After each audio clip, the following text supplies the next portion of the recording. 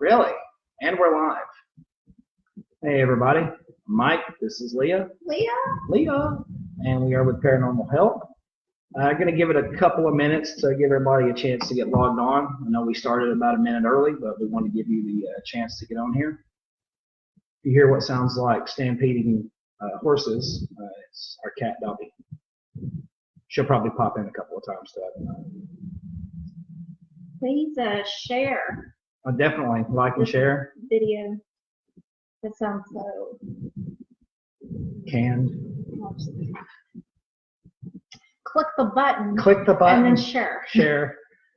If you do not see the live red thing at the top, that means we are no longer live. Oh, I can't even point which direction. Oh, it would be over here. it's backwards. Yeah. I went to a Georgia school. They didn't teach me more than I until my freshman year. And I'm just gonna let it go.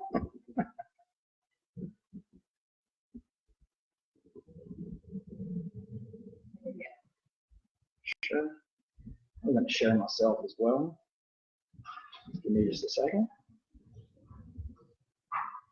Everybody jumped on live with us to watch us be on our phone. Watch us be on our phones. Yeah, that's how it goes, right? All right, I'm done. All right, you ready? No. No. Say hey to some folks. Oh. I hadn't even noticed. You tell we're totally professional at this, guys. Hey, Brittany. Hey, Mary. How are y'all doing? Thanks for joining us. When y'all pop in, say hey. Hey. Not like that. Say hello. We miss you, Mary. Mary is here. No.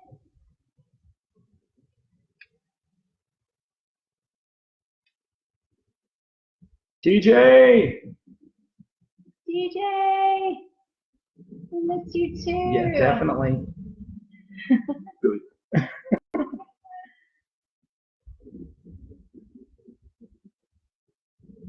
Are you watching that? I am. My ear. Leah's going to be manning Command Central, so to speak, with the volume down. The best that I can, anyway. Right. So she'll take care of. You hear some weird noises. We have one of our weirdo cats cannot eat food out of the bowl. She's got to scoop it out onto the floor and then eat it. Prima donna. Absolutely.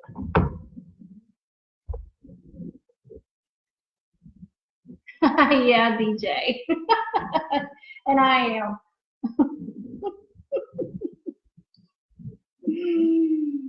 I'm legally obligated not to comment. Because he's crazy too. Right. Uh-oh. Uh-oh. Visitor. This is Ray. She's not. Yep, there's Ray. Trying to look at the camera. Nope. Okay. Nope. All right. Go on. Bye. Thank you. Thanks for dropping in. Oh. So we'll have that from time to time. Yeah. So just bear with us. Those of you that have animals know what we're talking about. Oh yeah, definitely.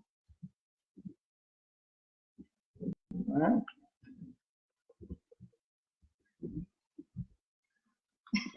Oh, right. Okay. Yeah. Now you're just overdoing it. Yeah, we're about to get started here. Come on. Okay. So rules. This is interactive. So we're not here to just read stuff to you or to talk about things or just for us to discuss things. We want you to interact with us, ask questions, or if you've got a comment on what we're talking about, please do that. Definitely. I mean, her and I have already discussed all this, so I mean, it's not going to be any fun to see us sit here and go over it. I'm going to look at him and go, yeah, I know, you told me just a little while ago. All right. Well, let's go ahead and get it kicked off then. Sure. All right. So we're going to start out with just some current events. For those of you, I'm sure everyone in the paranormal field was saddened to hear of the loss of Lorraine Warren. She died back on April 18th. She was born in 1927, so how old does that make her? Georgia School. Anyway, just a little bit of info. Her and her husband Ed Warren, they founded the New England Society for Psychic Research back in 1952, and they've been involved with several famous hauntings. I mean, everyone knows Amityville, the Enfield haunting, the Enfield poltergeist. Many movies have been made about their exploits. The Conjuring films. Several TV series have been done, TV movies. Even after Ed passed away in 2006, Lorraine was continuing to act in the field as an advisor. She appeared on Paranormal State many times, and she was in other documentaries as well. But I mean, it was a big loss for all of us. I mean, I know that I followed Ed and Lorraine Warren for a really long time about their studies and everything. There's been several books written by them and about them. The first book I ever picked up was this one. It's called Graveyard. It's a lot of stories about a cemetery, the Union Cemetery up in New England. And it's actually written by Ed and Lorraine, and it talks about a lot of different cases that they had that revolve around this area and around this graveyard. So if you like certain types of stories, this one's not really an educational book. It's if you like ghost stories, this is a good read. I recommend it for anybody. Another one, and I'm sure everyone has heard of this book at one point or another, it's The Demonologist. There's been several different variations of this book. This is the most recent edition. Got a picture of Ed and Lorraine there on the back of it, finally together again. But this is a very good book, eye-opening. Anybody that's wanting to study the realm of demonology, or just to become a better paranormal investigator, to be honest with you, this is a must-have for your collection. So, unfortunately, I never had the pleasure to meet either one, but I was definitely wanted to meet Lorraine and just sit and just talk with her about all kinds of things, and just through her experiences and her giftings and things like that. And I'm very sorry that I missed that opportunity, but my goodness, they have been through so much through all their investigations and personal experiences that I know I read somewhere where after she had retired and even stopped doing public appearances, that she said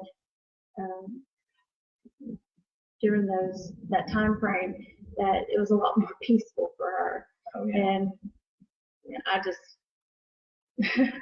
can't imagine just the depth of that statement alone. Right. I mean, there's just so many years, and nothing. I don't know. I've never heard anything bad about the couple. But they, she just, in candid interviews that I saw with her, or just like family videos, things like that, just the sweetest spirit about her. And so I'm very sorry I missed the chance, to meet her. But I know she's a lot better off, and she's back with Ed. Yeah, and back with Ed. So I mean, the only negative thing that I ever heard about her or Ed, get our light fixture straightened back out again. The only bad thing that I ever heard about them negative was just the same thing that every paranormal investigator has ever heard. People try to get out there and say that they're frauds, or they don't know what they're talking about, they're full of hooey. There's a scene, actually, I can't quote it word for word, but at the very beginning of the first Conjuring movie, someone asks them, what are they? And I think they answered something along the lines of, some people say we're crazy, some people say we're nuts, or something like that, but in the end, we're paranormal investigators. And I mean, that's the truth. That's the only thing I ever heard negative about them, but I mean, that's to be expected in this field. People fear what they don't understand. You cannot put a label on anyone or determine them any kind of way unless you've experienced all that they have experienced and you've been there through everything with them. There's just stuff that we don't know about. I mean, I just can't imagine what all that they had to fight against and come up against, and then also trying to do good and progress this field along, and always push back on skeptics and those that just want to be negative. So that's unfortunate, and they missed the opportunity to probably gain a lot more knowledge. But that's what people do, unfortunately.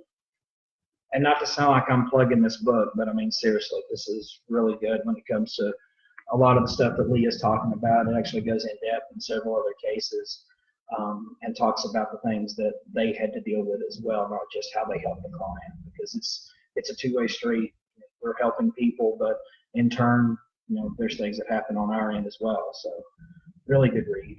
People that are in this field, I mean, you know what we're talking about. It takes a toll. It takes a toll on you. And Dobby. There's cat butt. Sorry. We put a disclaimer at the beginning of the video.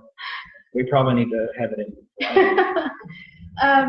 But where was I going? Oh, it takes a toll on you, and it affects your life, your personal, the core inside you, affects relationships, things like that. And you have to really stay strong, grounded in your faith, and just really tune out a lot of that negative in order to keep moving forward and doing the work that God has called you to do, and to find answers for these things that we experience, so we know how to be delivered from them and actually live peaceful lives and not just stay in turmoil all the time. And another current event, not related to the paranormal field, but a personal hit to my own heart. I didn't find out about this until Leah came home today and told me about it. I don't watch a lot of TV anymore. Netflix, Hulu is about all I do. But current events, there's so much garbage on the news nowadays. It's hard to be able to keep an open mind and keep a positive mind and watch a lot of that stuff. So sometimes I don't get news immediately. But this kind of hit me today. Peter Mayhew, the original Chewbacca from Star Wars, passed away today. He was 74 years old. So, hold on. Don't judge us. Don't leave. Yeah.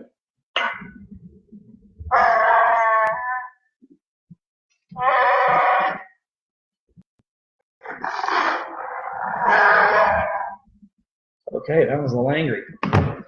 All right, but no, in all seriousness, Peter had been declining in health for a lot of years. So he hadn't been playing Chewbacca in the most recent ones. I can't recall the actor's name that's doing it now, but I know, right? They're going to disown me. I guess you're just not a real fan. I'm not a real fan. I don't know what anybody's talking about. Oh, anyway. But seriously, I mean, that's heartbreaking. I mean, he, like I said, he had been suffering for a while, pains in the joints and limbs because of the height issue. I'm not sure if he had a pituitary issue. What's that called? Gigantism. I'm not sure if that was a cause of it, but just the immense height of the man, that stuff like that takes a toll on the bones and the joints. And I know he's been struggling for a really, really long time. So it's good that he's at peace now. But I mean, we're all gonna, those of us that have been in the fandom for a really long time are gonna miss that. So there was my Wookiee growl of honor for Mr. Peter Mayhew. If you have anything you want to add on that. I don't think Leah watched a Star Wars movie until they got married. That's not true. I know she's saying. All right, so let's get into the meat of the day, the night, whatever time you want to call it. Get to the main topics. First of all, is everybody still here? After that. Did anybody run off after my tribute there? Yeah, Ryan. Oh, Ryan, better here than never. DJ laughed at us. I scared the monkey out of Mary. No, I don't think we can scare the monkey out of her. House monkey and Wookiee no mix. Exactly. Oh. Wow. So anyway, put that over there. All right, so we're going to get into a topic right now that is could. Do you want to go first? Okay, that's absolutely fine. Leah's going to go first. Yay. Okay, because I don't do really well like this. I did the whole last live by myself, so she has to go first, right? That's the rules. I want to get mine over with so I can calm down and not be so stressed. I'm going to have to put paper towels under my armpits because I'm sweating so bad. That's TMI. That is TMI. Okay, I don't know what that was. I don't either. But I actually have a very serious topic, and with the state of the world as it is now, it's so easy to fall into this if you're not being aware of the signs and symptoms of it. But I want to talk about depression and oppression, and they're kind of synonymous to some degree. But there is a clinical depression where you're actually missing some of those chemicals that your body produces naturally, like the dopamine, the serotonin, things like that, that when your body doesn't, then that can lead and help you, or I don't want to say help you, but can cause you to fall into a depression. So I'm not going to really spend a whole lot of time just on the clinical depression part. I actually want to get into more of the spiritual realm when talking about this. But just stick with me. I want to come back to that at the end. But what I mainly want to talk about is if you are a believer in Jesus Christ, if you're a Christian, an active Christian, or actively serving God, then sometimes you, or I guess what am I trying to say here?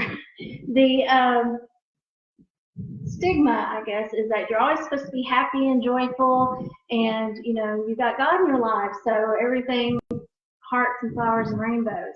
But that's not true. Not at all. So even Christians can fall into a depression and even oppression, and this is a way to kind of bring awareness, let us know what these concepts are or these terms, and really delve into how we can get out of those situations, or how we can get to a place where we're not in that. So I'm just going to go over some key things here. So first of all, there's just so much negative out there anyway. If you ever watch the news for any extended period of time, when I say extended period of time, maybe like 5 minutes, right? Then I don't know about you, but I feel terrible. I just feel down. It puts you in a state of, man, I just feel crappy. This isn't helping my mood. I just don't feel good about all this. There's even Christians nowadays that are committing suicide. So these are some real issues that we need to figure out what is behind all this and how we can not only just recognize it in ourselves, but others, our loved ones, so we can help them to not fall into those traps. But in order to do that, we have to really understand the role of Satan or the devil. If we find out what his role is and how he operates, then we're able to understand how to defeat him. Does that make sense? I mean, you got to know your enemy so you know how they attack, so you'll know how to defend or even attack them to defeat them. So just a couple of definitions here. So the Hebrew word for Satan, or Hasatan, means adversary. There's also a dragon that is referenced in Revelations 12, chapter 12, verse 10. That is also a symbol of Satan. The Greek word is draken, and it means a keen-eyed serpent, or a serpent with eyes that can see through things. If we look at the definition of serpent, this is a Greek word that's ophis, which means to have sharp vision. So if we look at that one verse in 1 Peter chapter 5, verse 8, it talks about how we need to be sober, we need to be vigilant, because our adversary, the devil, walks about like a roaring lion, seeking whom he may devour.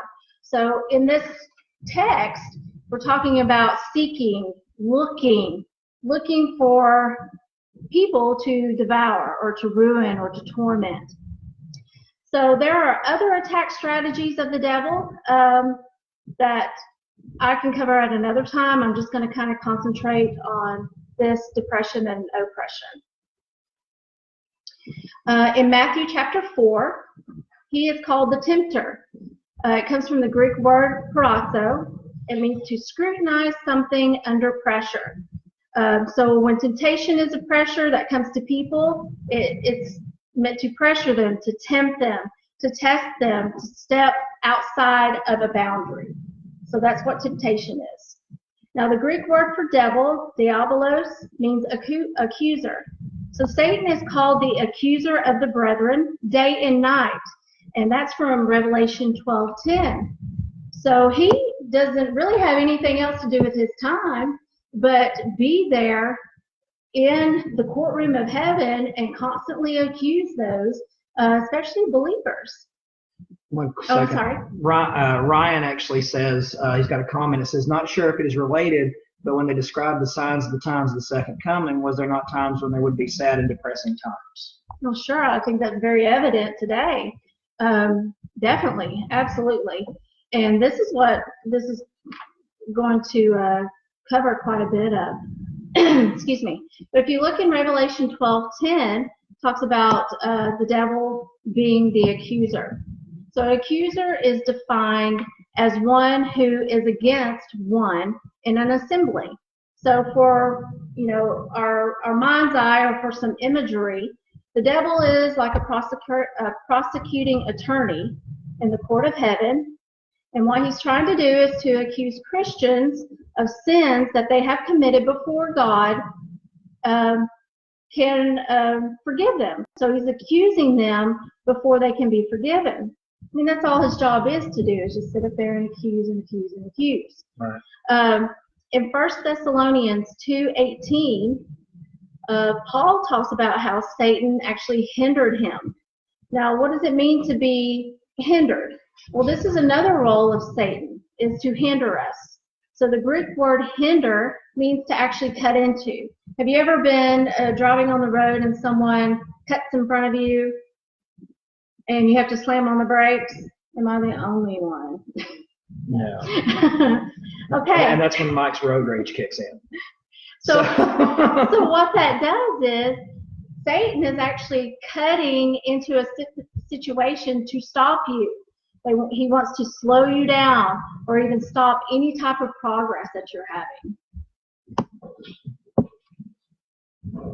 No sound? Uh-oh. Can anybody else hear us? Let us know. Someone respond. Can you hear us? Can you hear us?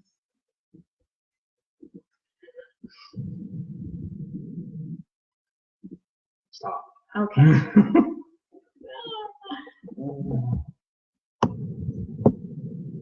Better. Oh, okay. Okay. You weren't talking loud enough. Oh.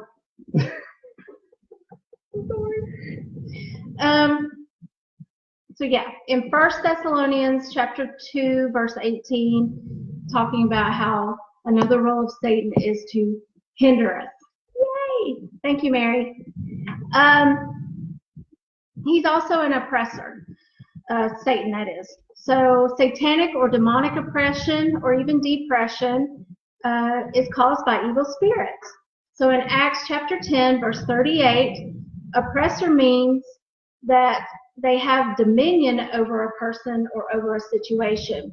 So in order to oppress someone, they are exercising their authority over someone. So that doesn't mean you're possessed. There's a difference between possession and oppression. So on that flip side, he's also a possessor. So what that means is, in the English translation of the Bible, this is very interesting, the word demon is not even in it. Yeah. So where do we get that word from? Well, it comes from the word possession. In the Greek, if you break that word down, possession that is, it means to have a demon. So possession means you are controlled by a demon. Now there are two extremes here that you can go to. There is that difference between oppression and possession. So if you are a true Christian that is actively serving Jesus, you cannot be possessed by a demon. Why? Well, because a fountain cannot produce bitter and sweet water at the same time. That verse is that scripture is in James chapter 3, verse 11. So the Holy Spirit's not going to live inside someone that has a devil in them. It's just not going to do it. I mean, think about the spiritual battle that would create on the inside of someone and what that would physically do to that person. It'd rip them in shreds or rip them apart. It would be such a battle between the two. Now, you can be vexed by a spirit or even oppressed by a spirit. You can even be attacked by a spirit of infirmity, which means that it can attack certain parts of your body and cause illness or sickness. So just to come back to possession a little bit here and just kind of give you some information. Well, how do I know if someone is possessed or not? Well, there's some characteristics, and we can get those characteristics from the story in Mark chapter 5, where it talks about the man that was demon-possessed, that was living in the tombs, things like that. So let's talk about that verse here for a minute. So when you are possessed, or I'm going to say when you are possessed. Oh my gosh. So what it means to be possessed is that you've lost complete control over what you can say or do. That doesn't mean that you can use the cop-out of, well, I guess the devil made me do it because I can't control myself. And that's not what I'm talking about. This is someone that is controlled or possessed by the devil. It usually has 5 characteristics, or at least 5. So looking at Mark chapter 5, they are usually involved in self-harm. You can't take away pain by creating more pain, causing more pain. They want to harm you. So that's their goal. They cause you can't control yourself, so they cause you to cause self-harm on yourself because they want to kill you. So that is one characteristic, or one sign, I guess I should say. Also, they don't sleep because they stay in torment and torture. So they're awake day and night. Now think about the toll it has on you, your mind, well, your spirit, that if you go without sleep, how wearing that is, how tormenting that is. And that's just on a physical level. Right, just on a physical level. So it attacks your ability for your mind to rest and recoup, for your body to rest and recoup. It just keeps you in a state of constant turmoil and torture. They can also possess supernatural strength. The man that was possessed in Mark chapter 5, I mean, he was able to break wood fetters, and I mean, he was just unnaturally strong. Also, being extremely confused and divided. Now, just a little statement here. You know, you may be doing a mental checklist if you're anything like me, that when people bring up signs and symptoms, you're kind of, you know, like you go to WebMD and you self-diagnose yourself. We're all dying. We're all dying. We all have mental problems, and based on what you're telling me, I think I'm possessed. Exactly. I know that's going through somebody's mind, okay? Now, you can be oppressed, but that doesn't necessarily mean that you're possessed. So just keep this within a context or within context, so you're not blowing it out of proportion and you're trying to put this extra stuff on you to wear you down, or even to cause you to be depressed. That is another role of Satan, is to use these little things to eat at your mind and make you think you have this, make you think you have that, to hinder you, to render you ineffective. But moving on, supernatural strength, extremely confused and divided. You also tend to separate yourself from family and friends. So you isolate yourself, especially people that are other Christians or people that love God, anybody that can provide help for you. It's going to want to separate you from those people because they don't want you to get help. They want you to stay in the torment that you're in. You're an easier target if you're by yourself. Yeah, absolutely. Also, extreme violence. You hear about a lot of these cases on the news where people are killing each other, or, my goodness, parents are killing their children and doing all kinds of stuff. That's evil, okay? That's that case of violence. Also, you find comfort around dead or lifeless things.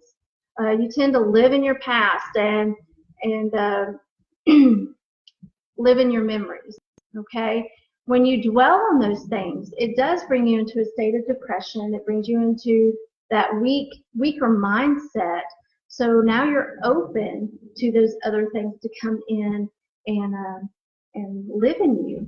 So you have to be very careful about that. Yeah, there's nothing wrong with, thinking of past family members that may have passed away, or to reminisce about certain memories, things like that. But when I'm talking about you find comfort in it, you just stay in it continually. You just wallow in it, and that's just all you meditate on, and that's the only thing that you want to do and you have interest in. There are extremes to this, okay? So don't misunderstand me and say that, you can't be down. You can't have moments to where you want to be by yourself. You sometimes can't lose your temper or things like that. I'm talking about extreme cases, okay? Let me, for clarity, let me ask this. So what you're saying is there's a difference between me reminiscing on, like, hey, when I used to go do this and that and the other in my younger days, that compared to I've obsessed my life with trying to sit here and just be bored and upset all the time. It's like, man, I remember whenever I used to hang out with my friends all the time, and now I can't do it. And it's preventing me from actually living a normal life because I'm so obsessed with what I used to be instead of focusing on where I am now. Right. Or you get into the state of mind where maybe you had a loved one pass on and all you want to do is just sit and think about, well, I should be dead too. I want to be dead with you. You just mull those things over and over and over in your mind. And over time, it's going to take hold of you and set root into you. So those are the things we're trying to prevent from those moments that we do go through, because we are human, to them becoming cases of extreme to where that's all we dwell on, and allow ourselves to be in a weaker state for things to come in, take control over us, okay? Because if we're not going to take control over ourselves or allow God in our lives to control us or lead us, then somebody's going to take over the reins, okay? I don't know about you, but if I'm riding down the road and whoever's in the driver's seat decides to just lay back and take a nap, I'm going to jump on that wheel, okay? I'm not going to just say, oh, wherever it leads me, if I hit a tree or whatever, I'm just going to roll with the flow. Did anybody else have the song Jesus Take the Wheel pop into their head just then when she said that? Wow. Sorry. So yeah. So when or if someone allows a demon to possess them, you're basically giving up control. You're allowing that demonic presence to control every aspect of your life. And when it enters into you and dwells in you, now you're giving it your physical features or your physical body. So guess what? You've given it a perception, a way to see things. It can see. You're giving it a voice.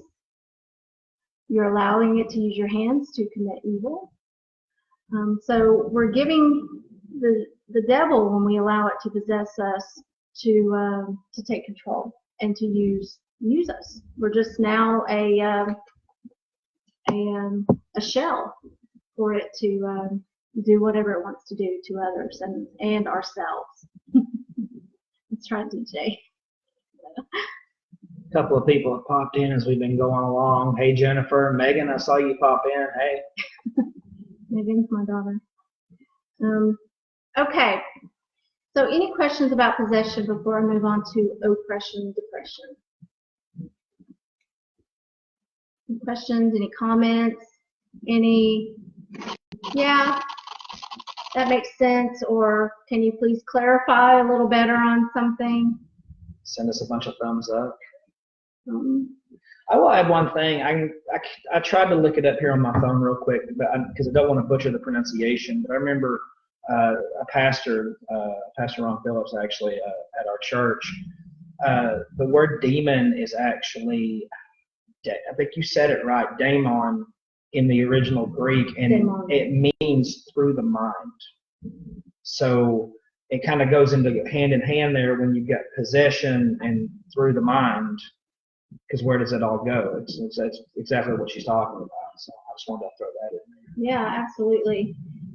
He's a sly little feller.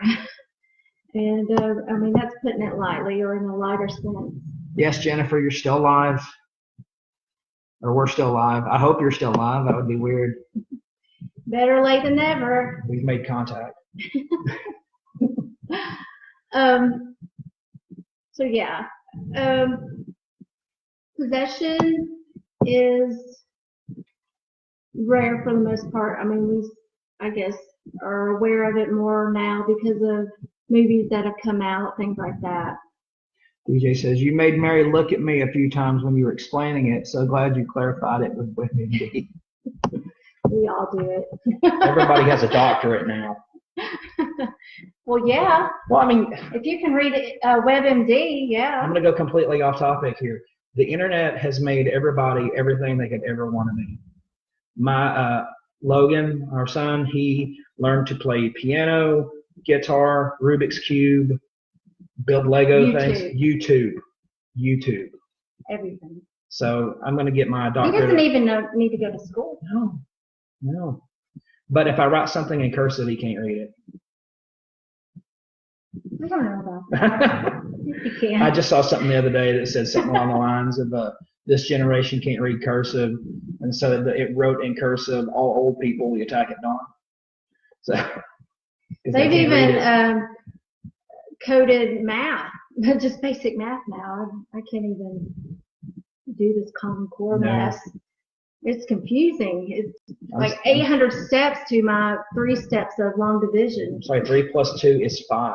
That's it. That we don't need to go through all this. I'm getting you off topic. I'm sorry. No, it's okay. Sometimes this topic can be kind of heavy. Oh yeah. You got to keep the mood light. I mean, in this field in general, you got to be crazy.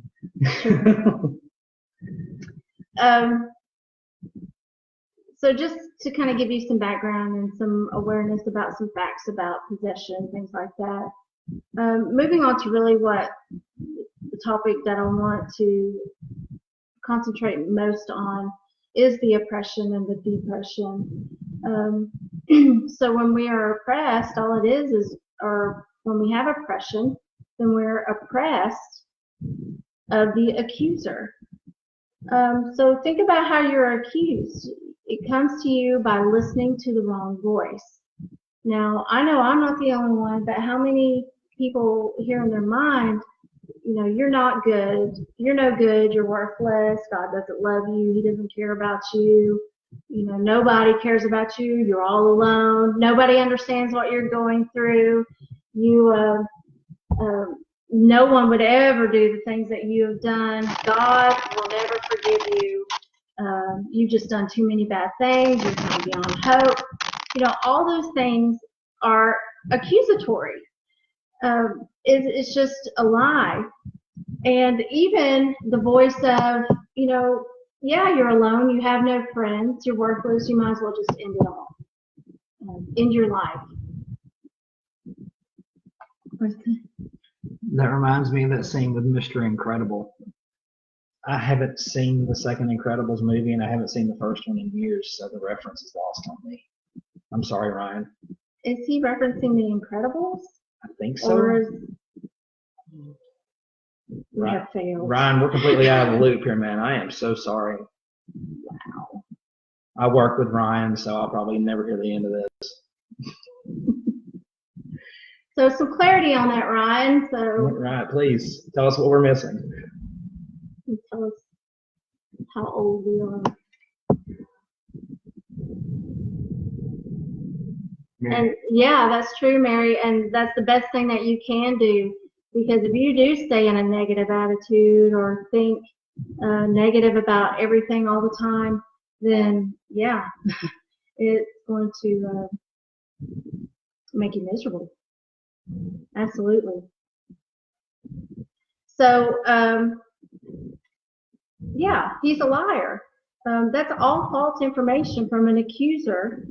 And the words of the accuser is what brings on that oppression or depression. So when we sit there and let those things run through our minds and, don't try to think positively like Mary was talking about, then, yeah, it's going to get you into a state that you may not be able to get out of on your own. Or you just may get so deep that you need to seek additional help. But the good news is, after all of this and going through all this, there is light at the end of the tunnel. Is there hope for us? I know, it sounds so doom and gloom. But yeah, he slanders. That's what he does. So he wants to wear us down. He'll harass us until we're down mentally and continue to torture our soul. I mean, when you're in that state of misery, yeah, it's torturous. You don't want to eat. You don't want to. All they want to do is sleep. Some they don't sleep. Emotional eating can lead to bad health consequences. I mean, when I get upset, I usually want to go eat.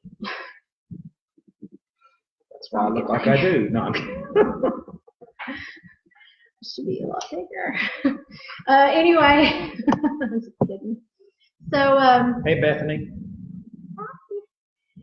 So let's talk about there are 3 levels of oppression and depression.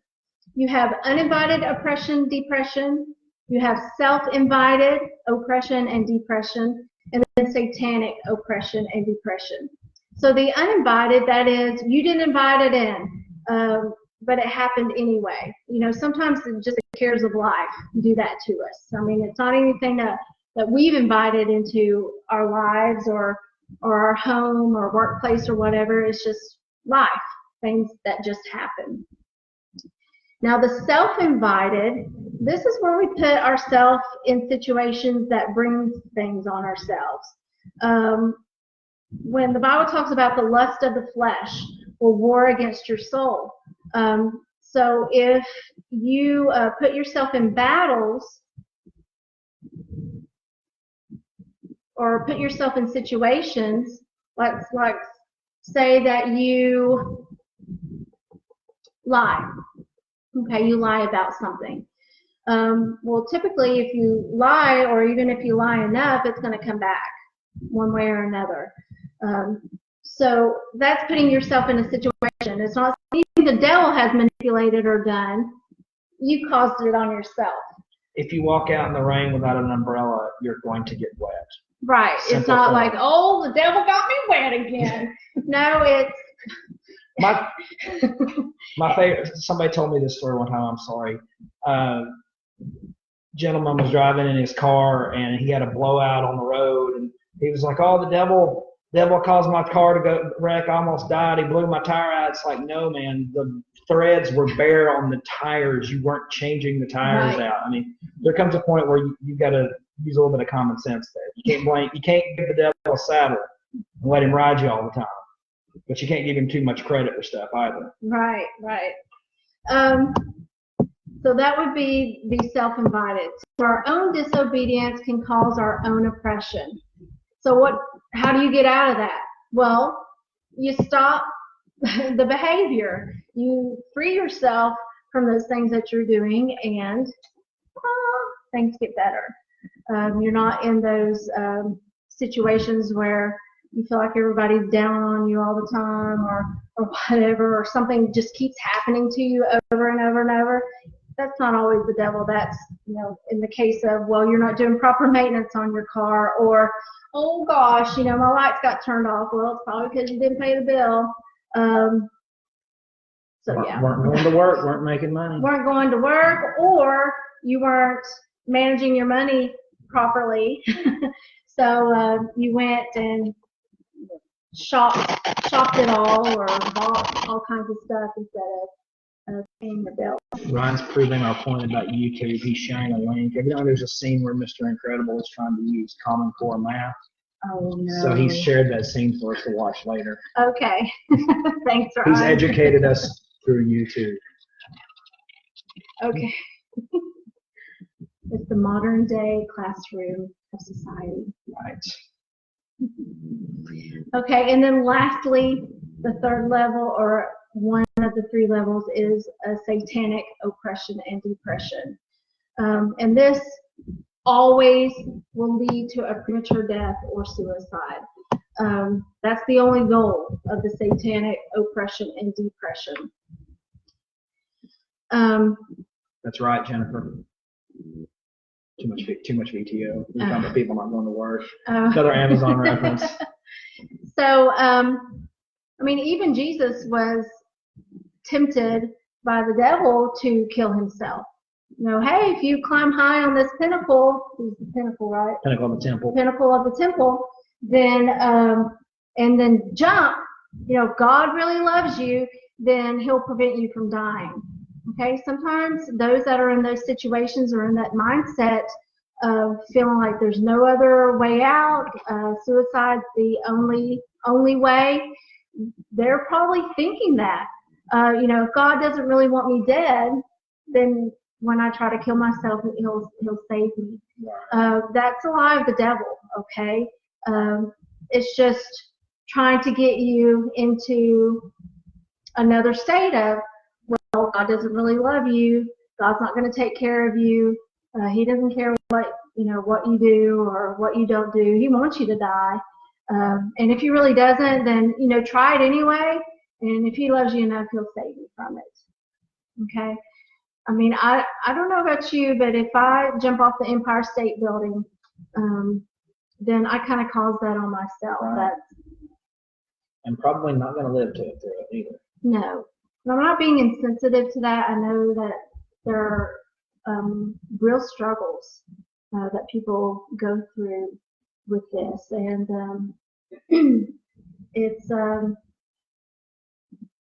not anything to be taken lightly. And I know, I work in mental health, so if there's even a hint of a child or an adult, anyone saying, I want to kill myself, or just making that statement, we take that seriously. Even if they say, oh, I was just joking or whatever, you have to really take that serious, because there's a little small measure of truth in every joke. And for, whatever's in your heart is going to flow out of your mouth. So you having, or actually getting to the point to where you say that, even jokingly, there's a little something within your heart that has you in that mindset. So it's a very dangerous line that you're teetering on, if you try to make light of that or joke about it, it can come back on you full force. And I would never, ever want that to happen to anything. Does everybody recall in the last newsletter I discussed the power of the tongue and the power of the spoken word? I mean, that's a prime example of it right there. If you even make jokes like that, because I mean, we all have known somebody at some point or another, and I hate to make this reference, someone that has said things like that just for attention because they didn't feel like that their life was good or whatever, so they would make jokes or make statements of, I'm going to go just off myself because, no one likes me anymore.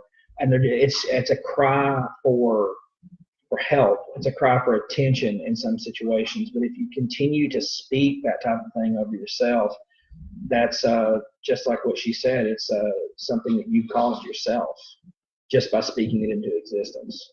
Right. Just think of this. I mean, as long as you live, Satan's going to use anything that you see, you feel, or you hear against you. He's not ever going to be a cheerleader for you or on your side. So don't ever fall into that trap. And also those voices that say, nobody cares about you. You don't have any friends. You're alone. You don't have anyone else. No one loves you. You're worthless.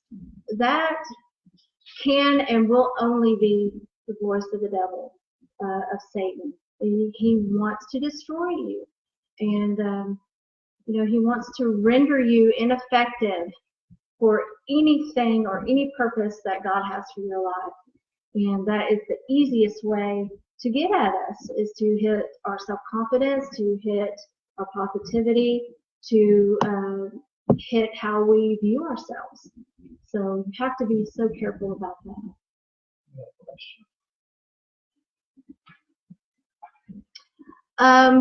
So Ashley is asking if she's really an empath and medium, or is it a symptom of bipolar? Well, as far as there's a spectrum of bipolar to some degree, and it's really difficult to really diagnose that except by a professional. If you've been to a professional and they've diagnosed you as bipolar, then that would be a way to find out that. Right. That doesn't mean that you're not an empath or anything else too. You can be both, but I guess in order to know or to separate what is more chemical as opposed to whatever gifting or you have spiritually, you would need to go ahead and see if there's any professional diagnosis within that. And if there is, that's treated. Now, let's see if I'm still experiencing these other types of things. I would agree with that, because even as somebody with a gifting, any sort of gifting, non-believers or even some believers they're gonna question you. There's gonna be a little bit of chastisement. People are gonna look at you and go, "Oh, you do this, you do what? You commune with the dead," that kind of thing. I mean, there's still people to this day. We've been doing this me and Leah together have been married 10 years, and we've been doing this for just about as long together. And there's still people that think that we're just out here conjuring up demons in graveyards with Ouija boards. I mean, so there's always, right? So there's always going to be that misunderstanding, just the stigma with what we do and any type of ability, whether, even God-given abilities. I mean, this book right here is full of people, including our Lord and Savior, that were ridiculed for what he could do. So I agree with Leah. I would definitely get a professional diagnosis first, because even like she said, you can be both, but one can be treated. So. Right. And also, I mean, I grew up where we just didn't really talk about things in a paranormal or a demonic realm. And I have a gift of discernment where, I mean, even to some degree, I can't even explain it. It's just something that happens, and God kind of gives me, I guess, a an insight, or pulls back a veil and have a wisdom to some degree in the spirit realm, and things are revealed to me through that. Now, even with those giftings, of course, with anything like that God can use for the good, like in our case, we go in and we help other individuals that are being plagued by these things, or really to determine if it's a natural explanation, and if, when we render that gone, there's nothing natural that's causing all this. It's, on a paranormal or supernatural realm. Then we got to determine, well, what is it on a spiritual realm, and so we're able to deal with it, or how to approach it. We're not out to prove the haunting. We're out to, first thing is to disprove. Right. Yeah, and I think that's healthy in any type of investigator is, don't jump on every case or every scene and say, okay, there's a bunch of spirits here. I know it's all paranormal just by what you told me. No, we need to go ahead and get all the natural out of the way through investigating that, and then delve into the supernatural. Thank you, Mary. Says we're both a blessing. Oh, thank you. You are too. Ashley says, have had so many spiritual experiences since I was 4. Dreams, intuition, it seems other people's emotions affect me. Seeing the Holy Spirit in the form of Jesus, angels of death, demons, fairy lights, it goes on and on. Mm-hmm. Yeah, and I think especially now in this day and age, there's a lot more that's allowing itself to be seen on a spiritual level.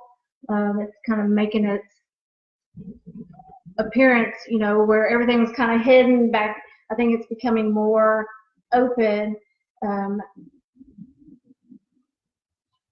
whatever reason. I think it is, and I think it's getting more prevalent. And we're in the last days. The enemy knows that his time's running out. He's only got so much time before he's cast into the lake of fire, so he's going to try to take as many people out with him. And unfortunately, a byproduct of the paranormal television shows, the ghost hunter show, it's more accepted now than it was 30, 40 years ago. So that, unfortunately, in itself invites things in and opens up doorways. And on that note, be very careful and very mindful of the things that you do watch. As far as paranormal shows go, they can open you up to things just even through viewing them, depending on what that team is into or what they allow to happen, and also trying to, I guess, mimic some things. You have teams that like to use Ouija boards, things like that. That stuff's so dangerous, and other people that are seeing that, and I guess we're becoming desensitized to it. So they're like, oh, I can do that. Yeah. They don't know what they're doing, so they're doing things out of an ignorance of really what all it can do. A huge chunk of hauntings, demonic entities and stuff like that we've run across came from people doing things that they had no idea what they were doing. Right. DJ wanted to know, it's almost like a 3-dimensional view? Yeah, absolutely. Yeah, the best way I can have ever been able to describe it, and DJ's referencing my gifting of discernment, is if you've ever had a picture book, and so you see the picture, and then there's like a clear overlay that you can put over that picture, and it adds another dimension of maybe like some extra trees or whatever, and then you have another clear page that can go over that and adds another dimension. That's kind of how I see things. I guess the best way I can explain it. I see things in reality. Mike's sitting here, but it's like another page is being put over it. And then if there's anything in like the spiritual realm, I can see that around him or see what it is and things like that. What is that? It has nothing to do with. It has wings. I know. But yeah, it's like a three-dimensional view. DJ says, my house monkey needs to behave herself. I was asking if you see it in 3D. I know that's how I've seen it with the gift of healing. Yeah. Ashley says, yes, Revelations is coming to fruition more and more as time goes on, it seems. It is. Yeah, it is absolutely. So guess what? Since we're nearing the end, guess who's going to become more desperate to take as many people with him as he can? The devil. So, yeah, he's going to use any means as possible to do that. But I wanted to finish out about this depression and oppression thing. I got into like the deep, heavy stuff of it, but I do want to come back and let you know that if you do get in that state, it's not the end of the world. There is help out there for you. Don't ever be moved by what you feel. A lot of the world wants to I guess, what's the word I'm looking for? It's how you feel. It's how you feel, whatever you feel. We put a lot of emphasis on feelings. And you can't be moved by what you feel. You've got to be only moved by what you believe. Things may not look or feel right. Maybe you don't feel good or you don't feel like it or you're in the depression. Right. Okay, but know that God does love you. God does care for you. And there's going to be those times where you don't feel it. You feel like he's 1,000 miles away from you. And that's what the devil wants you to feel. He wants you to feel like you're hopeless and helpless. So just remember to stand on God's word, to know what you believe and stand on that even when it doesn't look like it, even when everything's working against you. Stand on what you believe. And also, here is a good little note.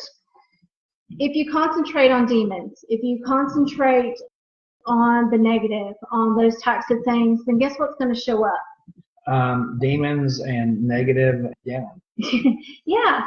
If you concentrate on God, then he will show up. God will show up. So be mindful of that. If you're speaking things in your home, if you're speaking negativity, if, we've even talked to some people. We had a couple of folks contact us through email the other week or so where they were experiencing some things. And after they told us everything, like the best thing you can do is just to stop. Stop recording or stop giving it entertainment. Don't entertain it. Don't talk to it. Don't do all these things to keep it to stay around. I mean, think about it. We've all had that family member or that friend that comes over and they sit and they talk and they talk and they talk and they talk.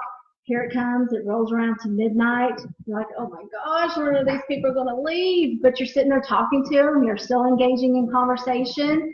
Well, guess what? They're going to stay as long as you sit there and talk to them. You've given them a welcoming environment. So I don't know who would still stick around and stay besides the cable guy. There's no movie reference.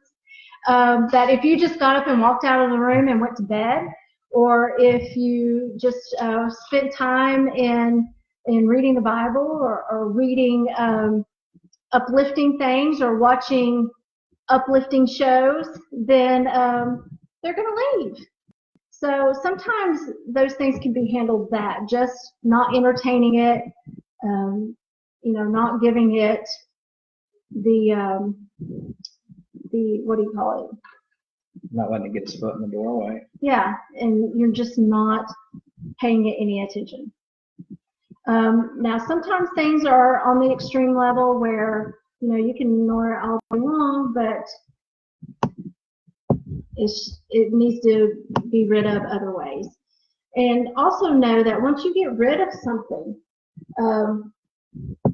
through prayer, through fasting, maybe you had your home blessed or whatever, try to move past that. That's the past, okay? Move past that and concentrate on those promises that God gave you, that you're going to have your peace of mind, that you're going to have your home back, that you're going to stand on His word, and that He's going to remain faithful to you. And these things are gone. Yeah, they're going to keep coming back and trying to come back and harass you and get you back into that state. But if you stand firm on God's word, even though it doesn't feel like it, if you stand firm, then you're going to keep wearing them down instead of allowing them to wear you down. But if you just keep talking about or concentrating on those things that were or that are negative, it's going to stick around as long as there's attention there. It's just going to do it. I'm sorry, I'm talking a lot. No, it's okay. I got it. Ashley asked, is it like in your mind's eye or your actual eyes when you see things? Do what now? In your mind's eye or in your actual eyes when you see things? Yes. Both? I mean, yes. That's the best way I can explain it. Sometimes I physically see it. Sometimes it's just like a movie picture playing in my mind. She said, I had someone walk up to me and tell me I had the gift of discernment, but I had no clue what it meant. I thought maybe it had to do with the things I sometimes see in my mind's eye. Yeah, And it can be. Wow, weird feedback came through. Sounded like the grudge lady when she opens her mouth. I don't know about that. Well, she needs to go away. I know, this is our show.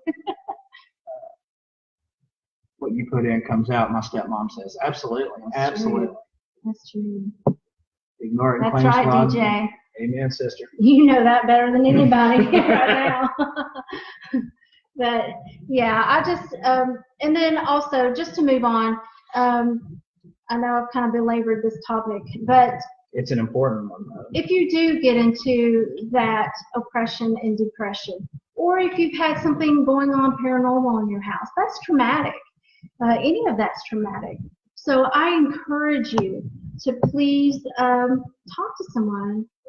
Contact a counselor. There's nothing shameful or wrong with going to see a counselor or there's a LCSW, or they're called licensed clinical social worker therapist. I know it is, isn't it? But if you ever do get to the point to where you're having those thoughts and it's just so overwhelming and you don't know how to get out of it, it's kind of like a funk you just can't get out of. Sometimes just talking about it with another person, getting it out so it's not causing you to isolate yourself, because that's what it wants to do. So seek somebody. You can go to psychologytoday.com.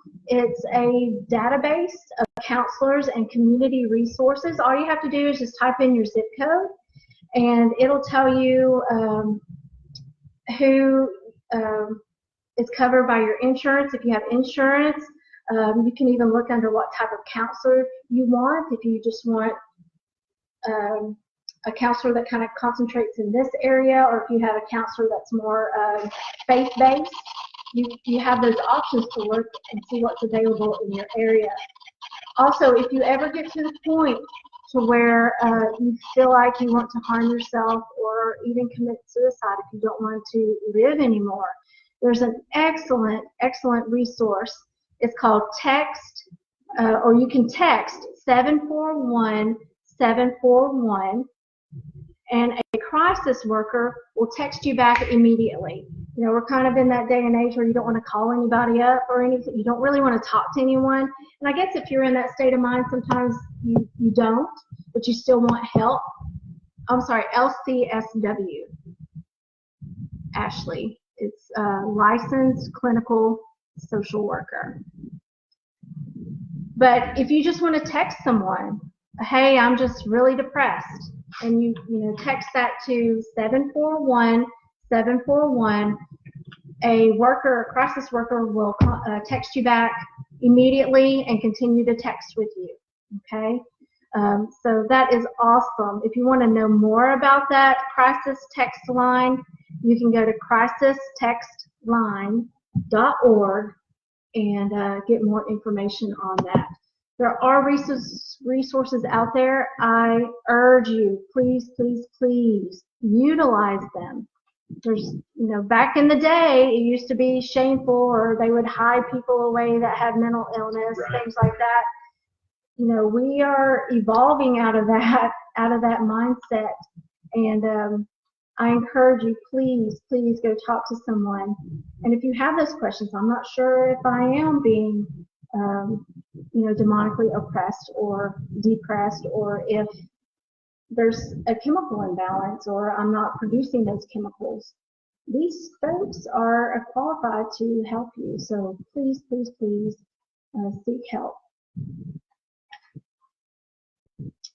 And that is what I have to say. Right. And that's all I got to say about that. I talked so much. I'm so sorry. No, it's okay. We've gone into our first hour and 10 minutes. So. Wow. Okay. And I said I had the short one. I know. She had the short topic. I did not. Wow. How do I follow that? Easy. You just follow it. Donate more.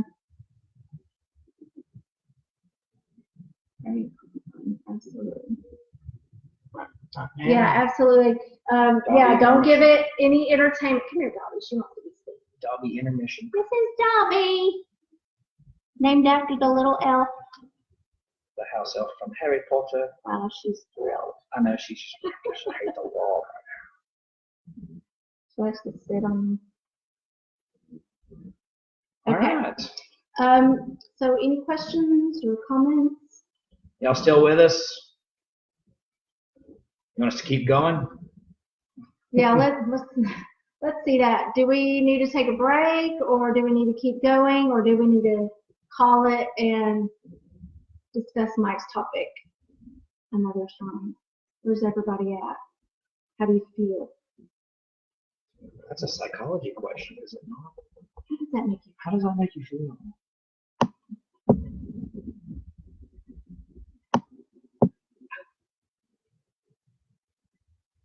Once had a demonic oppression come from a Ouija. I'm not surprised. Nope. Stay away from those things. Ouija board took me 4 years to get rid of it. I'm actually saying hello to the kitty. Yeah, guys, I think I've said this before on videos, and I know in our written newsletter when we were putting it out, there's a lot of cases that we deal with that I'm not saying all of them, but a lot of cases that we deal with, the Ouija board was somewhere involved, whether it was yesterday, 20 years ago, because face it, the demonic doesn't work on our time frame. They can sit and fester for years in someone's life before they actually start to take hold. I'm thinking that Mary and Ashley are saying, yes, keep going. Keep going. All right, we'll keep going. Keep going until we see zero people watching, and then I'll know it's time for me to shut up. All right, so my topic is a little on the controversial side. Yeah, I know, right? Me, controversy, never. Let's see what time it is. All right, so astral projection. What a 360 on that one. Astral projection. Or 180. 180, yeah. 360 means we come right back. 180, we're on the other side of it.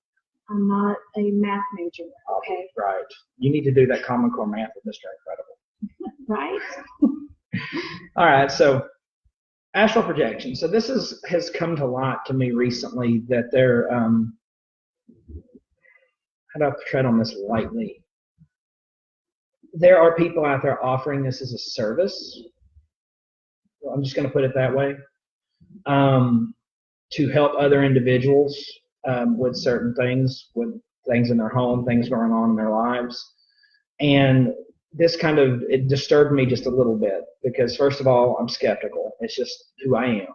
I am the believing skeptic. I know that there's things out there. I know that things like that can happen. But when someone tells me that they can astral project into my home, there's cause for concern. First of all, are they crazy? Secondly, if they can really do it, what am I inviting into my home? So I thought that with that being out there, that it might be a good idea to cover this topic just to kind of give a little bit of education. Now, this is a far-reaching topic, so I have condensed it down, mainly just because of the history behind it and the number of different belief systems that practice it. So just to give a quick definition, astral projection is a term used in esotericism. I just probably butchered that word entirely. Esotericism? Esotericism. What she said. To describe a willful out-of-body experience, or an OBE, that assumes the existence of a soul or consciousness called an astral body that is separate from the physical body and capable of traveling outside it throughout the universe. So what it's saying is that your consciousness, your soul, spirit, whatever you believe, can leave your physical body behind and go travel wherever you are putting your mind to it. I can sit here and go into a trance, and I don't want to sit here anymore. I would rather be at Chuck E. Cheese. So I sit here and I focus on Chuck E. Cheese, and I send my spirit self, my consciousness, to Chuck E. Cheese. I have a real hard time with that. There is also what is known as an astral plane. People will go into the trance or meditation, whatever you may call it. I wish this thing would quit popping up. But it would, I just lost my train of thought, I'm sorry. People go to the astral plane where they will commune with other people that are traveling astrally. Is that even a word? Traveling using astral projection. There are many belief systems that follow this. Buddhism, certain practitioners of yoga, yogis as they're referred to, use this practice. It's used for self-enlightenment, the gain of knowledge. It's just one thing that's usually said about it is that whenever someone leaves their physical body, there is a silver cord, gossamer strand, what have you, that is attached from your physical body to your astral self. And if that line is ever cut, then you die because your spirit astral self cannot find its way back to its physical body. This is actually a big plot point in the Insidious series, if anybody's ever watched those movies. Or even in the Disney movie Hercules. It's been a long time since I've seen that one. Where they were trying to kill, oh gosh, I can't even remember which character, it's been so long, but I do remember the part where they're holding the strand, and they with the big scissors, and they were going to cut it. All right. Sorry. No, it's okay.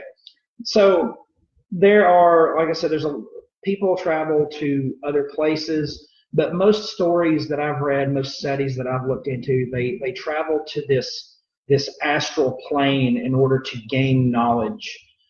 They commune with other people that are also astral traveling.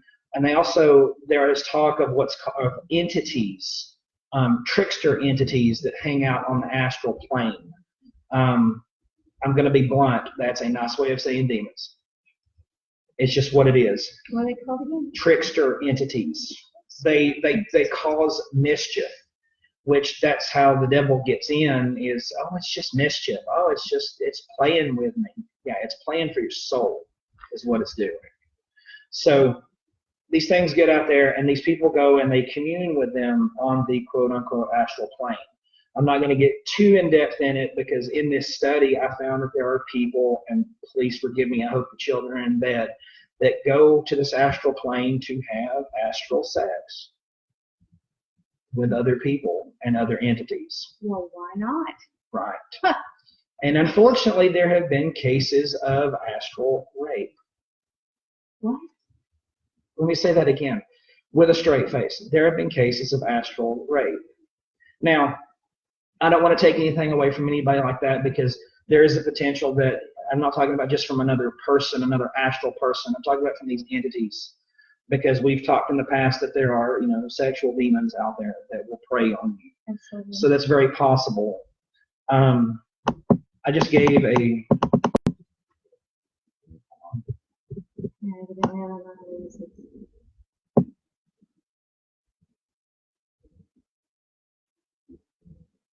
Yes. Thank you, Pat. Pat says astral existence plane. Trickster is a huge part of Native American beliefs and folklore as well. Very true. But the whole point of this kind of lengthy description and definition of astral projection is it biblical? Is it considered a sin? Now, as far as can it happen and does it happen, I'm going to say that it does. Does everybody that says they do it, do they? No, I don't believe that. So just to give a little bit of biblical reference, and there's going to be a lot of people that are going to turn to the Bible and say that there are accounts of what they would consider to be astral projection. 2 Corinthians chapter 12, verse 1 through 4 says, "Indeed it is not," this is Paul speaking, "Indeed it is not profitable for me to boast, for I will come to visions and revelations of the Lord.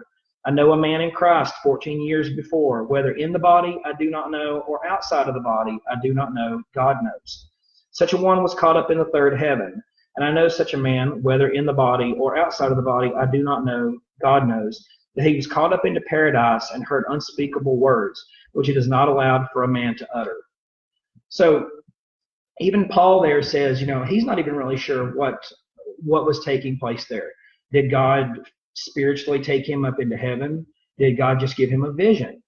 Now, God has said in the last days that when he pours out his spirit upon all flesh, we're going to old men will dream dreams, young men will have visions. So dreams and visions are part of the gifts of God. So we do know that. An interesting factoid about this situation here with Paul, when he said in 14 years, I know a man in Christ 14 years, he's referring to himself. Because if you go back 14 years in the Bible, Paul was in the town of Lystra. This is in Acts chapter 14, and this is where he was stoned and dragged outside of the city and left for dead. So that's the actual point when this vision has taken place. God gave Paul a vision of what was to come. It was kind of his way of saying, you've gone through all this struggle for me. Your work's not done yet, but I want to give you a taste of what's coming, what your reward is going to be in the end. So he gave Paul that vision of what was to come. Excuse me. The entire book of Revelation, to some, is considered an out-of-body experience from John. In Revelation 1:10, it says, "I came to be in the Spirit on the Lord's day, and heard behind me a great voice as of a trumpet." So, and there's other examples I could go into as well of visions that took place through the Bible. Ezekiel, his vision of the temple and everything there. The question again is astral projection a sin? There's a lot of people that are going to point in these instances that is proof that astral projection is allotted or is allowed, can happen. But what's the difference between what someone who is traveling to that astral plane for enlightenment compared to what God what's God's doing in the Bible? Well, first of all, the answer is God. That's the main difference. Was it a voluntary projection from someone, or was it, most of the time with God's, it was involuntary? God said, "I'm going to show you something, here it is." But the key is that God was involved in all of them. The other ones, the ones where we go to the astral plane, where people go to the astral plane, it's either done through ourselves or they've used some sort of spirit guide. They've called upon some sort of entity, familiar, what have you, spirit guide to be able to help you travel, to guide you, for better lack of the term, across the astral plane. And unfortunately, there have been stories of people that have been, again, raped by their spirit guide. So again, you're playing with something there that is very, very dangerous. But the best way to determine this, to determine whether something is a sin or not, whether it be this topic or anything, is to look into the Word and see if what it is lines up with the Word of God. I have gone from cover to cover in the Bible, and there is no instance where someone did some sort of spirit travel without the aid of God. So that right there immediately kind of throws a red flag up whenever someone talks about astral projection. It's because there's never been an instance mentioned in the Bible where someone did it without the assistance of God Almighty. When people are doing the astral projection, they're using, again, I've said this a couple of times, they're using it to try to gain knowledge of their own accord.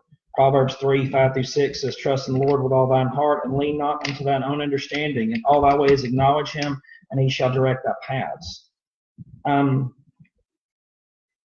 Whenever people are trying to use astral projection, they're using their own power. They're relying on their own strength when we're supposed to be relying on God. So she's talking to the cat. So people that attempt to astral project to their own power, or worse yet, through some entity, like I said, they're doing so to gain knowledge, see the future, gain some sort of empowerment, etc. This all falls into a category called divination. So divination, the Merriam-Webster definition is the practice of seeking knowledge of the future or the unknown by supernatural means. So we go into the book of Deuteronomy right after that, and it says, when you enter the land which the Lord your God gives you, you shall not learn to imitate the detestable things of those nations. There shall not be found among you anyone who makes his son or his daughter pass through the fire. Side note on that, there used to be a god back in that time, an idol that was called Moloch. And Moloch was like a cow from the waist up with a man's body, and it had a hole in the stomach, and they would put pitch and wood and fire in its stomach, and they would take newborn babies and either put them in the arms of the statue to roast, or they would put them through the stomach, and it's called passing your sons through the fires of Moloch. It's the spirit of abortion. That was free. I'm sorry, I'm getting off topic. Pass through the fire, or one who uses divination, one who practices witchcraft, or one who interprets omens, or a sorcerer, or one who casts a spell, or a medium, or a spiritist, or one who calls up the dead. Now, I've had people that will come up to me and they'll say, well, that's part of the old covenant. That's only for the people when they were going into the promised land. You know, whenever Jesus came along, the old covenant was done away with. You know, don't get me wrong. There's part of the law has been done away with, the sacrificial law and some of the other things have been done away with, but the moral law still stands, no matter how you slice it. So to get a little bit more proof going on, let's get to the point. Let's dig into the New Testament, and I'll do some vocabulary context. So astral projection is considered a form of sorcery. So if we look at Merriam-Webster's definition of sorcery, it says the use of power gained from the system, use of power gained from the assistance or control of evil spirits, especially for divining. Let's go back to that word divination. The practice of seeking knowledge of the future of the unknown by supernatural means.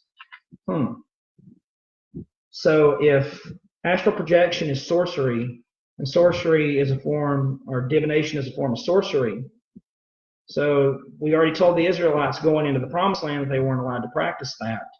So let's go into the book of Galatians, chapter 5, verses 19-20. It says, now the works of the flesh are clearly revealed, which are adultery, fornication, uncleanness, lustfulness, idolatry, sorcery, hatreds, fightings, jealousies, angers, rivalries, divisions, heresies, envyings, murders, drunkenness, revelings, and things like these, of which I tell you before, as I also said before, that they who do such things shall not inherit the kingdom of God. So I know that that's a bitter pill for some people to swallow, but astral projection at its base form is sorcery, and it has been stated right there in the book of Galatians and the book of Deuteronomy that it is a sin. So, like I said, whenever people are getting involved in things like that, what are you opening yourself up to? It's very dangerous. When you're traveling to another plane of existence, when you're meditating on something that's not of God, that could potentially damage your soul, I mean, you're opening yourself up at its barest form and you're putting your spirit, your soul out there on display for these trickster entities to come in and do damage to you. I mean, that, I don't understand why anybody would want to do anything like that. I understand that it has to be a smoke screen of the devil. It's got to be the devil saying, hey, if you do this, you're going to gain all this knowledge, you're going to gain this power, you're going to be godlike. Well, Because you that's can the travel same places. kind of concept I don't know why I'm so hot all of a sudden. with the Ouija board. I mean, it's sold in toy stores. You know, as long as you're 8 years old, you can play with the devil. But you can't buy cigarettes or drink. Right. It's just one of those things to make it look harmless in nature, but not really understanding And Nick, the power that it can wield and what you open yourself up to.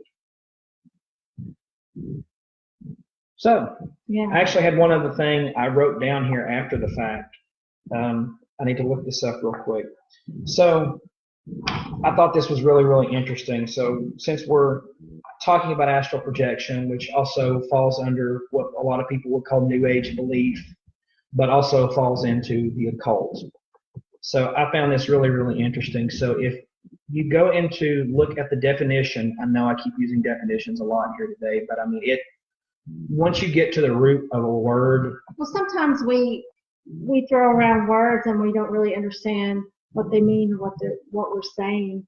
And then, I mean, I have found a lot of things through research, looking things up, and just breaking down words, seeing what their individual definition is, and then as we put them together, seeing what that makes it in totality, that it really changes perception. So divination and sorcery, for the most part, is, what was it I said?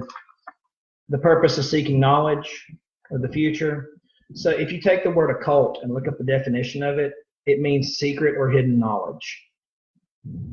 So let's go to Deuteronomy 29:29, and it says, the secret things belong to the Lord our God, but those things which are revealed belong to us and to our children forever, that we may do all the words of this law. So if you're trying to go after the secret or the hidden knowledge, the Bible states that knowledge belongs to God, and everything will be revealed in time. So if we're trying to go after something that has not been revealed to us, then, I mean, especially through supernatural means that were not given to us by God, I mean, God's going to show everything to us in His time. But what does that say for whenever we're trying to go after information that's not ours to get yet? That was really eye-opening to me about that how just happened in the garden. Right. I mean, you take it all the way back to that. Yeah, right. Let's go all the way back to the book of Genesis. I mean, the tree of the knowledge of good and evil. I mean, unfortunately, that is kind of where a lot of people go nowadays when it comes to problems like, you know, paranormal problems where they're getting oppressed. Let's circle back to your stuff. Getting oppressed and depressed and possessed, and another cat. This is Ray. That's Ray. Hey, Ray. If you ever see, if you're on my Facebook or whatever, and I'll post pictures with their tongue hanging out, it's this one, Ray. But so, I mean, going all the way back to the beginning of recorded history, the beginning of man itself on Earth, the first sin was committed due to trying to get forbidden knowledge. So, I mean, what does that tell you about, astral projection? People are trying to go find knowledge that is not theirs. It's not theirs to find yet. It's not been granted to us through God. Everybody, yeah. Come on. So, I mean, looking at it from that perspective, I mean, obviously, I mean, with the evidence I've presented before everybody today, I mean, it's clear that it is a sin. But I mean, not only is it a sin, but as most sins are, it's dangerous. I can't. What do y'all think about it? Yeah. What is your opinion about it? I can't press more and more just how you're opening yourself up to your very core, to let something come in and try to latch on or astral rape you, just to make a little light of that. What do y'all think? I knew this was going to be a tough subject. Well, I think there wasn't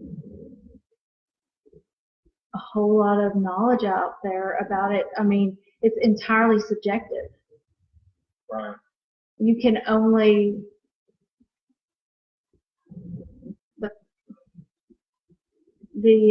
I guess, proof in it is only as far as you can trust what that person says. Right. It's absolutely. It's not anything that you can prove. It's a pseudoscience. I looked at it. I've tried to find some sort of scientific backing towards it, and I mean, how can you?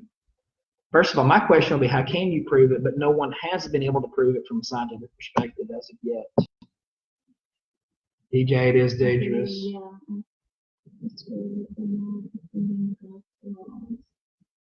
What do you mean, Mary?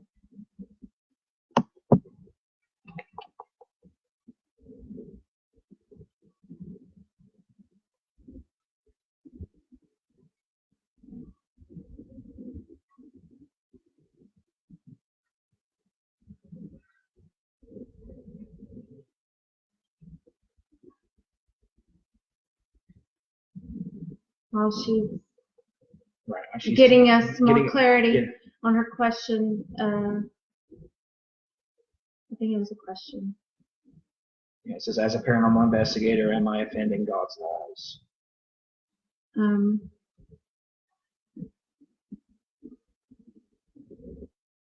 Just as a blanketed answer to that, I'm going to say there are some who do, and then there are a lot that don't. Right. I mean, just as anything in life, there's a right way to do things, there's a wrong way to do things. When I started out in this field, I was doing it the wrong way. I will confess that. It was all about getting out there and trying to get the evidence and just trying to prove something, which, I mean, I get it on a scientific basis, but I guess it all depends on your intent. I mean, if you're there, I understand. That's such a fine line with me. It's important, and you've got to have the scientific side, but you've got to be very careful how.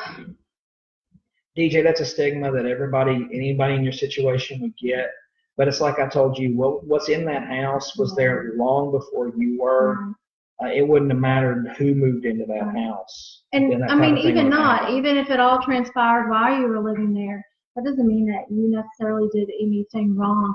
With your case specifically, there is a principality in the area. So, I mean, just kind of by association and location, I mean, it was just prone to attract and to manipulate people. And let me give you an example. It's not anything that. No. Let me give you a personal example that happened to me. Well, I mean, it happened to Leah too. We were dating at the time, and I lived in a different house. I lived in Ringgold at the time, and I had a roommate that lived with me that was he practiced a different religion. I'm not going to go in depth about what it was, but I didn't know how practicing he was, so to speak. He was on my team in the beginning, first paranormal team I ran. He was part of it, and he was a really, really good friend of mine, hence the reason why he had moved in with me. And I was at work like one night, and Leah had come over to see me at work, and she didn't want to sit around and wait till I got off, so she went back to my house to do homework, wasn't it? And while she was there, and I mean, if you want to pick up here and describe what was going on. No one was home, so when I pulled up, all the lights were off and everything. And I mean, I've experienced things and seen things as long as I can remember, when I was very little. So that aspect, going to a dark house or whatever, doesn't faze me in that degree. And typically I can see what's there or what's coming before I go in, so I can kind of guard myself. I got to shift a little bit, sorry. But So anyway, I walked in and I was sitting on the couch and trying to do my homework, things like that. And I just kept getting, well, it started slow at first. I would get this image ever so often of his roommate. It was his face trying to stab me with a knife. And when I first had that image, I was like, oh, well, that's weird. Okay. Just try to shake it off. And everything was so still in the house. I didn't have a TV on or anything. And then those images started coming more intense. Oh. Well, more often. It wasn't just one here or there. So I thought, well, that's just weird. And it started to become troublesome. It was kind of messing with me. And so I turned on the TV for some distraction noise, things like that. Well, the more I tried to distract myself away from it or ignore it, the more it came and the more intense it got. And it got so intense that I was in complete fear and I ran out the door. Got in my car and started driving down the road. Well, I look in my rearview mirror and there's this outline of a man sitting in my back seat. And I just spoke to him and I said, you have no authority to be here, get out of my car. And it left. Well, I drove to his work and I told him what was going on. I said, this is the weirdest thing. I said, I don't know why I would see your roommate's face, but he just kept trying to kill me and stab me with this knife just over and over and over and over, to the point that I was just in fear. And then when I left, I told him about the thing in my back seat and all that. Well, so come to find out, I contact my roommate and tell him, like, hey man, funniest thing. And I explained to him what happened, and he said, oh, those are my familiars. And this was on the phone, so I couldn't really do a double take. He wasn't in front of me, but I'm sorry, your familiars. And he said, yeah. He goes, I've conjured several familiars around the property and the house to act as kind of a supernatural alarm system. So if somebody other than me or you enters the house, it'll scare them off. So here she is going into the house. She's not me. She's not him. So whatever he conjured it did scare her. She left the house. When he moved out, I had to do a very intensive house blessing of that home, because that's just what I knew he had turned loose in my house. I don't know what else he had done. I don't know what other. I know that I'm sorry. I walked in on him one time doing some type of ritual where he was sitting in a room with one of those little miniature bongo drums. I know I'm not saying it right, but he's staring into a candle, sitting there rapping on this drum. He wasn't in the house too much longer after that. So that story, just to say, DJ, there's time in that situation, I had no control over that. The only place where I guess you could say I was at fault is who I had let into my house. But I had no control over what he was doing. I had no knowledge of what he was doing. I would not have known had what had happened to her happened. So, some stuff's out of your control in that. Right, and we're human. We're not going to be perfect. We'll never be perfect. Things get us down. Sometimes we concentrate on things more so than we should. All this, things come at, the life, stresses of life, things like that. They come in and they affect us, and it happens. So that doesn't mean that we've failed or that we're something to be looked at, that it's all our fault and why should anybody help you or anything, you put this on yourself type thing. That's not the case. We are here on this earth to support one another, to help each other, and that's what we should do. DJ says, so if I move, do you think it will follow me? Do you think this is a learning experience to get us, meaning get us ready for something? I think it's probably a combination of Okay. things. Whether it will follow you or not, I don't know. In your case specifically, there was such a deep connection there on some kind of level that, who's to say that it can't follow you? Also, in your case specifically, that thing was rid of. So, it's going to keep trying to come at you and trying to get you back into the state that you were in before. But that's where that comes in. Stand on your faith, and God, showed up. You were there that night. His angels came and battled that thing out of there. So it's just very important to stand firm even when you don't feel like it. And there will be this testing time. It has a firm grip in that area, just in the area alone where you live. And it doesn't, when Mike blessed the property and put the angels around the perimeter, you're in its principality. It doesn't want that piece of property, especially with the event that happened there, to stay isolated. It wants it to come back over to the dark side, so to speak. So it's just something that you have to stand firm in. And also as a learning experience too for you.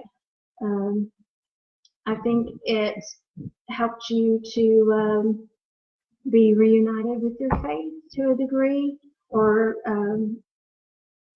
to be closer, to seek a closer relationship. Let's see what else she says. And I think I mentioned this to you once before, DJ. It might also be a learning experience for someone else. Absolutely. Someone else that's going through something similar, or someone that has already been in a situation like that, someone that's kind of in the beginning stages of something similar to what you were going through. They can see that there's hope, that even with everything that you've gone through and everything that you struggled with, you are still standing on the Word of God, and you are still holding on to that, even after everything that's happened at that location. That that can give other people hope.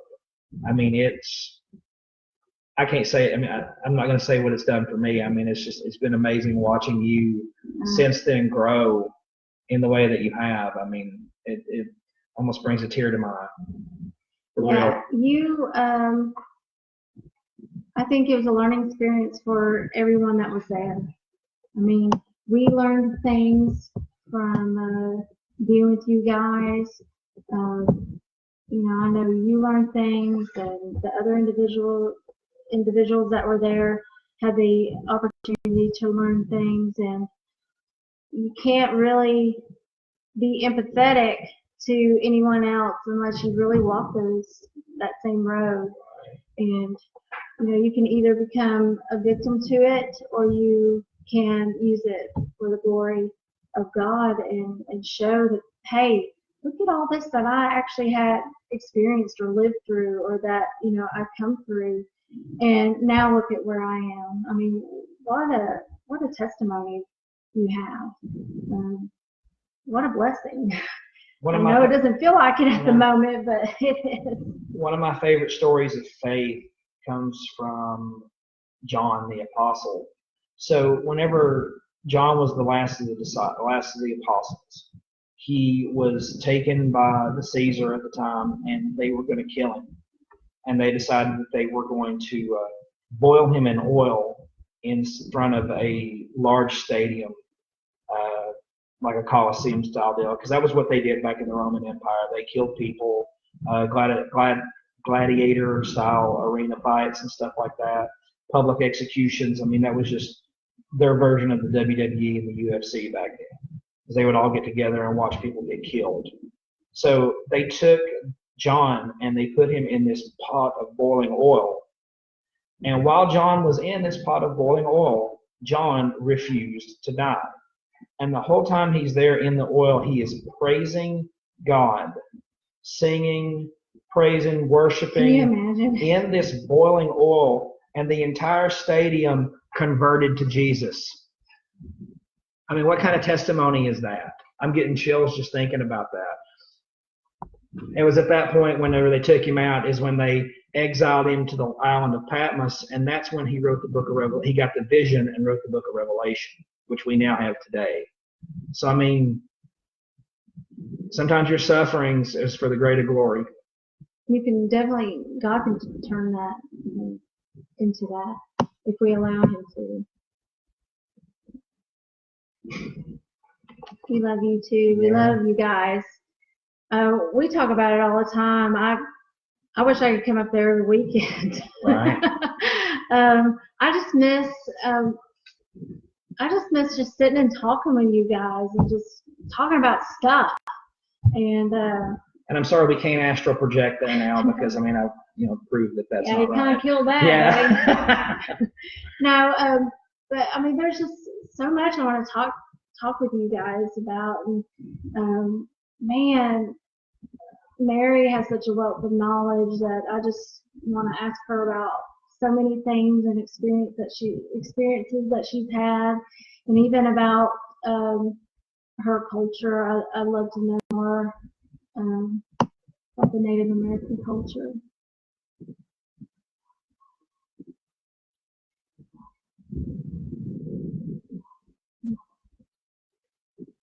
It is an amazing story. Yes. It's just, so yeah, we think about you guys all the time. We do. Definitely. Well, we're pushing the 2-hour mark here. This is been one of our longest videos yet. I know. Does anybody have any other comments about topics they've seen, or? Are there any topics that you guys would like us to cover in the next newsletter? Now, we are considering doing another video, kind of a midpoint between now and the next newsletter.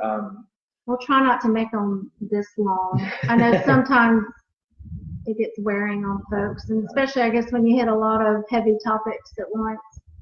But we just want to share things.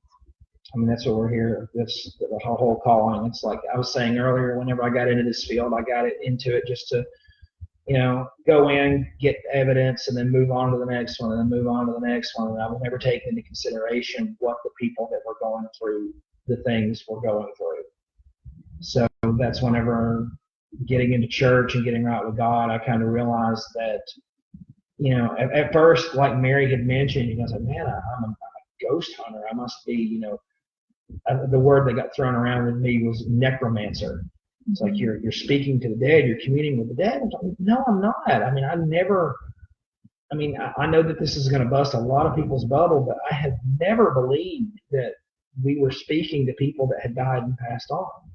I knew that there was something else, but I couldn't put my finger on it.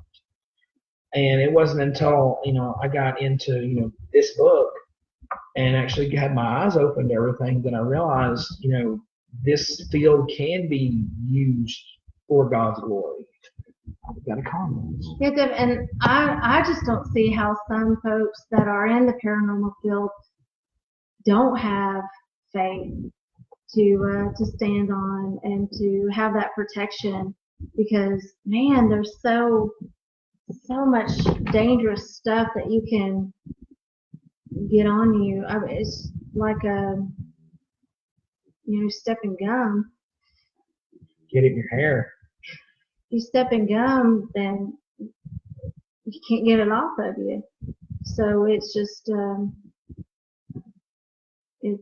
it's really scary, and I guess that's why I feel such a burden to some degree to get some truth out there, because it's such a dangerous field. There's a lot of people involved in it, from all kinds of backgrounds and religious viewpoints and things like that, and you can really get into some crazy stuff if you're not careful, and if you're not cautious of that or aware of that, and if you don't have that faith or that relationship with God to lead you in the right path.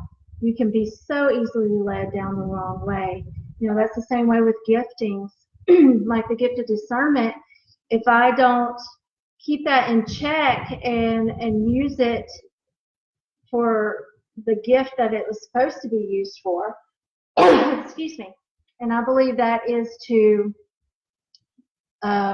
be able to see that realm of, and to have that spiritual wisdom in order to help others realize what's going on around them, then I'm so sorry, my throat's dry. 5 minutes from 2 hours, of course. Then it's so easy for me to be tricked or deceived and use that gifting for the bad, where I'm just, trying to delve into things little by little that has no purpose or use to God. Does that make sense? Yeah. Okay. So yeah, you've got to be really mindful of your intent, and I guess that's the word I'm looking for.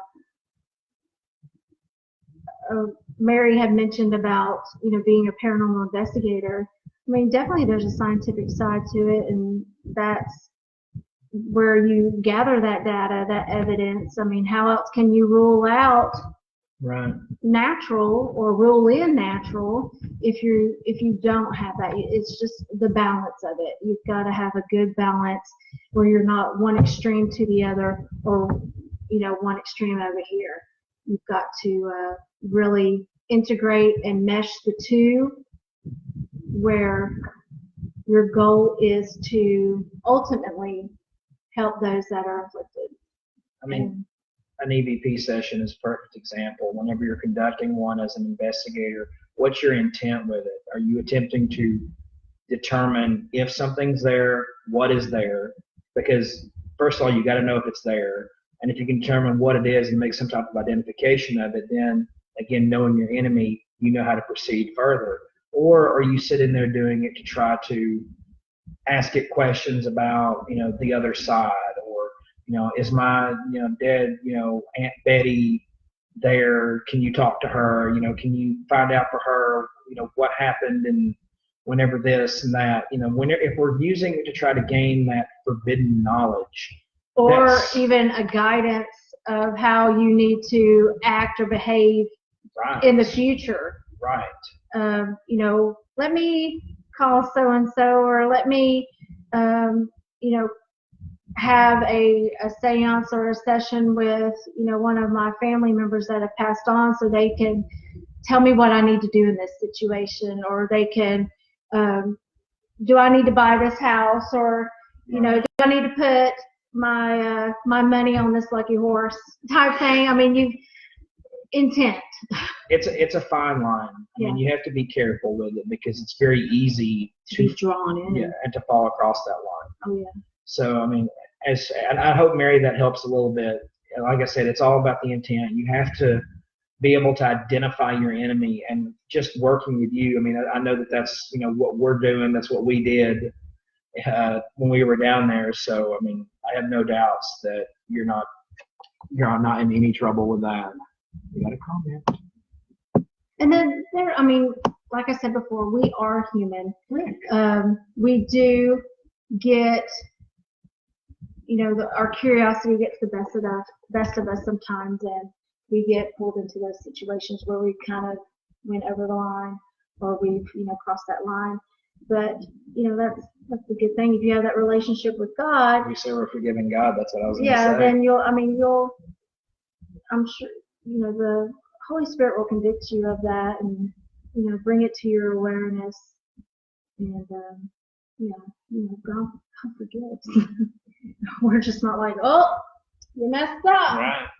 Too bad for you. 7 times, 70 times. So yeah, but no, we respect you so much, Mary, and you too, DJ. Not just as individuals, but Paranormal just loved working with you, and Yeah, I mean, there's just not enough good things I can say about you. DJ said on there that she wants us to come back down for the anniversary. And I still hold true for what I said. I think in years past, that house has had an investigation every anniversary. I think we need to have a praise and worship service. Yeah, definitely. Just permeate that place with the presence of the Lord. Oh yeah. Yeah, we just like our bodies need a refreshing and a refill. Why not? Right? Let's refill and refresh that house. Looking forward to that. Oh yeah. Yeah, we're hit 2 hours. Yeah. Record. Does anybody else have anything to say? Are we losing our little by little? Guys, we'll go ahead and start wrapping this up. Anybody's got any other questions, any other comments they want to pop on here real quick in the next few minutes, feel free to do so. Like I said, we're going to try to pop on again about the midpoint. I think we are trying, I don't want to get any hopes up, but we're going to try to maybe secure a guest for our midpoint video. Stay tuned to our Facebook page for that, and we'll keep everybody updated. If there's any topics that anybody wants to see us cover, let us know here. Send us on Messenger. Hit us up on our Facebook page. Email us. To research it. Yes, email us at paranormalhelp@outlook.com. Our webpage is paranormalhelpministry.com. Why did I just blank on that? Wow.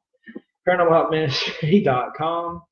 You can call us at, and I'm going to have to look up the phone number. You're going to have to apologize. I have to apologize for that. While he's looking that up, also if you want to message us privately, please do so. We welcome that all the time. We get a couple of comments. I just don't like your laptop. It's an old laptop. Yeah, we would love that too, DJ. I can't scroll down on this thing. It's awesome. You're going to have to work this. Okay, hold on. All right, so. Oh, here we go. Go ahead. So, just like no one knows their own phone number because they never call it, that's why I have to look up our team number. It's area code 423-402-0386. 423-402-0386. But you can contact us in any of those ways. We can be comments. Yeah, DJ said. Welcome to our world. Blessings on you too. You and DJ also, Mary. Thank you. Absolutely. Y'all are in our prayers. Always. And keep us in your prayers. We definitely need them. Always. Well, thank you. We love you guys, and of course, you're more than welcome to come this way to Chattanooga. All right. Anytime. Tennessee's a nice state. Well, it's an okay state. It's Tennessee. Anyway. Well, that ain't okay. All right, so we're going to wrap this up, guys. Thank you for your time. Feel free to share this video. If there's someone that you know that could benefit from this information, someone that may not even traditionally watch a video like this, especially Leah's information about depression and whatnot. If there's somebody that you know that needs that information, please share this video with them, all right? If you need additional resources, definitely. You are a bunch of nuts. That's what you two are. Monkey needs to get some bananas. Whoa. Don't give them any ideas. Oh, man. All right, guys. All right. Y'all have a good night, and God bless, and we will see y'all around on the next one. Yes. Bye. The cats say bye, too. Yeah.